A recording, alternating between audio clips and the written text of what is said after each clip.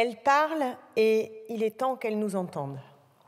C'est une revenante des Amériques qui est venue donner des coups de pied dans la porte blindée, Judith Godrèche, après l'affaire Weinstein, après les mots d'Adèle Haenel, après toutes celles qui ont osé braver la bienséance et parler. Elle nous dit « Le cinéma est fait de notre désir de vérité et de notre besoin d'humanité. Pouvons-nous regarder en face la réalité et la transformer ?» À chaque nouvelle vague MeToo, nous engrangeons les témoignages. Un océan de viols, d'agressions, d'humiliations. C'est une industrie.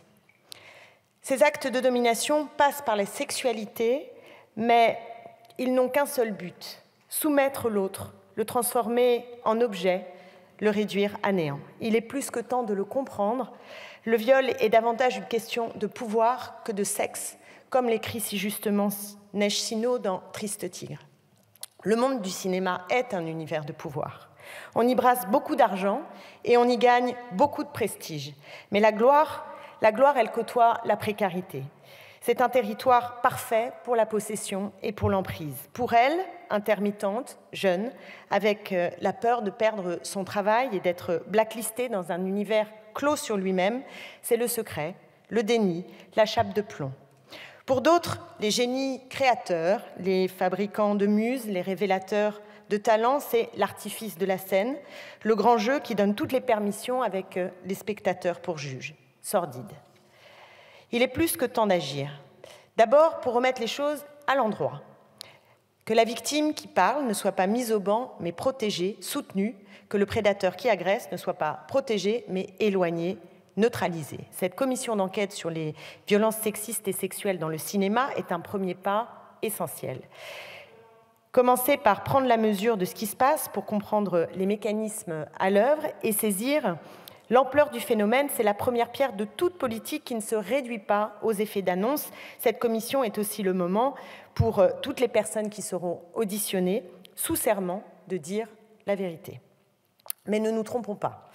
Après ce texte voté et cette commission mise en œuvre, il nous faudra des mesures concrètes qui préviennent et qui contraignent pour arrêter le massacre et empêcher les agresseurs d'opérer dans le secteur du cinéma, de l'audiovisuel et plus globalement dans le monde des arts et la culture. Je pense à cet appel de 400 écrivaines, éditrices et enseignantes chercheuses récemment paru pour nous interpeller.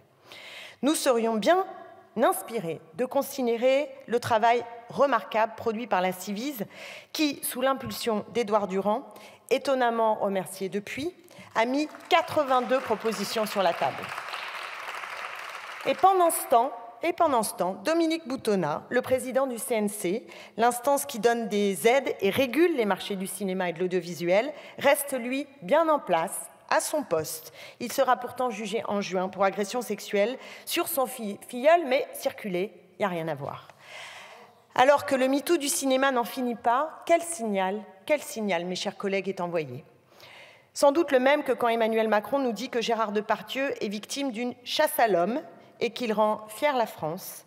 L'acteur sera jugé en juin pour agression sexuelle. Ou quand le président de la République remet la Légion d'honneur à Thierry Ardisson au moment même où des extraits d'une interview ignoble de Christine Angot refont surface à l'occasion de la sortie de son film « Une famille » qui m'a bouleversée et qui, je crois, fera date.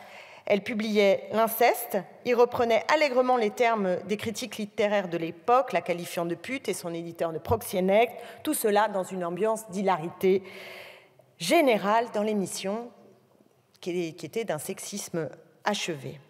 Quand est-ce, mes chers collègues, quand est-ce que tout cela s'arrête ? Cet aveuglement, cette indécence, cette violence.